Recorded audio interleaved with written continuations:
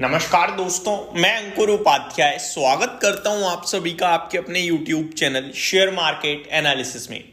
Quarter 3 शुरू हो रहा है आपके लिए इस वीक से, ये जो अपकमिंग कल से स्टार्ट हो रहा है और कुछ रिपोर्ट्स आ रही हैं दोस्तों FMCG सेक्टर के लिए, या स्टॉक्स भी कह सकते हो, FMCG स्टॉक्स के लिए। खबरें कुछ इस प्रकार हैं कि जो बढ़ता इन्फ्लेशन है वो कंपनीज के वॉल्यूम पे इंपैक्ट करेगा, जिसकी वजह से प्रॉफिट्स में कुछ कमी आ सकती है। दैट मीन्स FMCG क्षेत्र की कंपनियों से Q3 में कुछ अच्छी एक्सपेक्टेशंस नहीं है दोस्तों। अब इसमें एक इंटरेस्टिंग चीज और समझिए, एक्सपेक्टेशंस कम है, अगर थोड़ा भी बेटर आ गया तो मजा आ जाएगा, और एक्सपेक्टेशंस कम है दैट मीन्स मार्केट इग्नोर कर सकता है।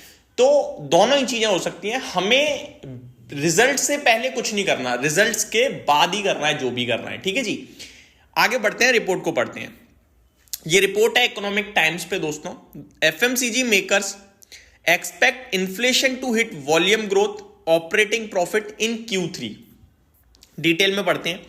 Hit by inflation, higher input cost and pricing measures, fast moving consumer goods companies are expected to see a contraction in their gross margin and a modest to flat operating profit in the October-December quarter.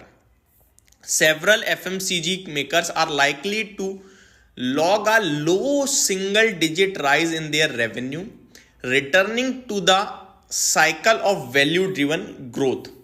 One of the reasons could be that a number of companies have opted a price hike in December quarter due to rising cost of input items such as copra, vegetable oil and palm oil.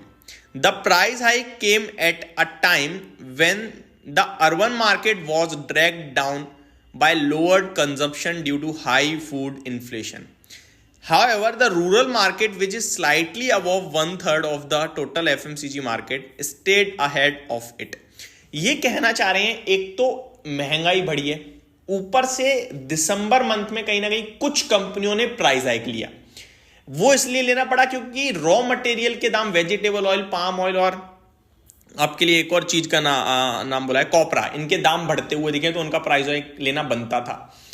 और price hike ले रहे हैं, उस समय demand वैसे ही कम थी, ऊपर से इन्फ्लेशन था, तो फिर वो काफी ज्यादा नेगेटिव हो गया, यानी 3-3 मार एक साथ पड़ गई, जिसकी वजह से इनके वॉल्यूम्स और इनके प्रॉफिट्स पे इंपैक्ट आएगा। मार्जिन्स भी कॉन्ट्रैक्ट कम हो सकते हैं दोस्तों। आगे पढ़ते हैं क्या लिखा है। Some of the listed FMCG companies such as Dabur and Marico shared their update for the Q3 FY25 and analyst expect their flat or low single digit volume growth. Dabur और मैरिको ने अपने Q3 के अपडेट्स पेश करे हैं, जहां पे कुछ खास नहीं, जिसकी वजह से Q3 में लो सिंगल डिजिट या फिर फ्लैट ग्रोथ की अनुमान है। लो सिंगल डिजिट क्या होता है? 1%, 2%, 3%, ये होता है लो। फिर मिड आ जाता है 4, 5, 6, फिर अबव हो जाता है सिंगल डिजिट में, है ना। तो यानी 1 से 3% या फिर फ्लैट रह सकता है, ये कह रहे हैं ये लोग। आगे, home grown firm Dabur expect low single digit growth in December quarter along with flattish operating profits as it faced inflationary headwinds in some of the segment. In Q3, inflationary pressure were witnessed in some segment, which were partially mitigated through tactical price increases and cost efficiency initiatives. We anticipate flattish operating profit growth in Q3, said Dabur in an update. तो Dabur खुद कह रहा है कि भैया flattish growth रह सकती है हमारी Q3 में। Besides, in the December quarter, rural consumption for FMCG was resilient and continue to grow faster than urban, said the company, which owns brands such as Dabur Chyawanprash, Dabur Honey, Dabur Pudina Hara, Dabur Lal Tel और जो भी है Dabur Amla, Dabur Red Paste, Real and Vatika।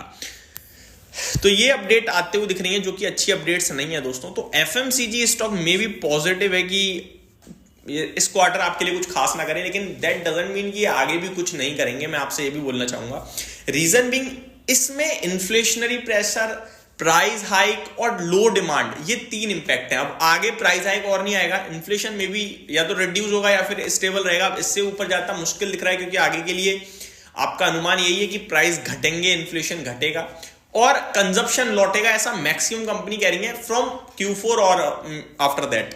तो ये आगे के लिए ठीक है, अभी थोड़ा पैनिक हो सकता है। तो जो लोग 6 महीने 9 महीने के पर्पज से देख रहे हैं वो इस गिरावट को कहीं ना कहीं as a buying opportunity use कर सकते हैं, क्योंकि कंपनीज तो नो डाउट ये अच्छी हैं। उम्मीद करता हूं ये अपडेट आपको पसंद आई होगी। Thank you so much for watching this video. Have a great day guys.